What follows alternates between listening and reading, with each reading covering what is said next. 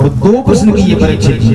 पहला प्रश्न किया कि मरने वाले को क्या करना चाहिए, और दूसरा प्रश्न कहा कि सृष्टि का नियम बताइए कि सृष्टि का संचार कैसे होता है। तब महाराज परीक्षित ने सुखदेव जी ने कहा, राजन हम तुम्हें सृष्टि का नियम बता रहे हैं। सृष्टि का उद्गम होता है सबसे पहले ब्रह्मा। सुनो भागवत के अनुसार सबसे पहले ब्रह्मा, सबसे पहले ब्रह्मा प्रकट हुए। ब्रह्मा जी के बाद भगवान नारायण प्रकट हो गए। नहीं, भागवत में ऐसा लिखा है कि सबसे पहले भगवान नारायण, क्षीर सागर में भगवान नारायण प्रकट हो गए। शांताकारं भुजगशयनं पद्मनाभं सुरेशं विश्वाधारं, विश्व के आधार भगवान नारायण है। क्षीर सागर में भगवान प्रकट हो गए और जैसे ही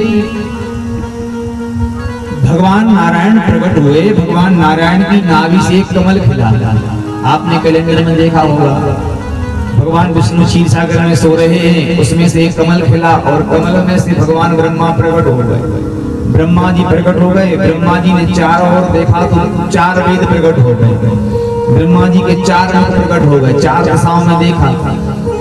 भगवान नारायण ने कहा, ब्रह्मा जी संसार बनाइए, सृष्टि बनाइए। तो ब्रह्मा जी ने क्या किया कि सबसे पहले चार अपने पुत्र प्रकट किए, सनत, सनंदन, सनातन, सनत कुमार। ये सनकादिक मुनि हैं, इनको ब्रह्मा जी ने प्रकट किया। जैसे सनकादिक प्रकट हो गए, ब्रह्मा जी ने कहा, बेटा तुम हमारे पुत्र हो, हम तुम्हारे पिता हैं, संसार बनाओ। सनकादिक बोले, पिताजी हम तो भगवान का भजन करेंगे, हम संसार के चक्कर में नहीं पड़ेंगे। बोलो राधे राधे, जोर से बोलो, क्योंकि कथा के बाद चकाचक भंडारे की व्यवस्था है। आज सब लोग भोजन करके बैठे हैं, आज एकादशी थोड़ी। बोलो वृंदावन बिहारी लाल की। तो सनकादिक मुनि ने कहा, पिताजी हम भगवान का भजन करेंगे। ब्रह्मा जी ने कहा कि ये कलयुग में होगा ऐसा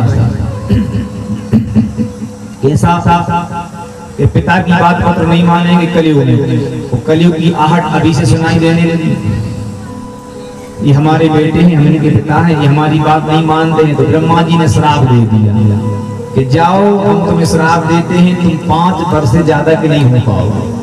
तो सनकादिक ऋषि हैं तो बहुत बड़े आयु में, लेकिन आज भी छोटे छोटे बालक के समान दिखाई देते हैं। बड़े ब्राह्मण हैं, श्राप लग गया।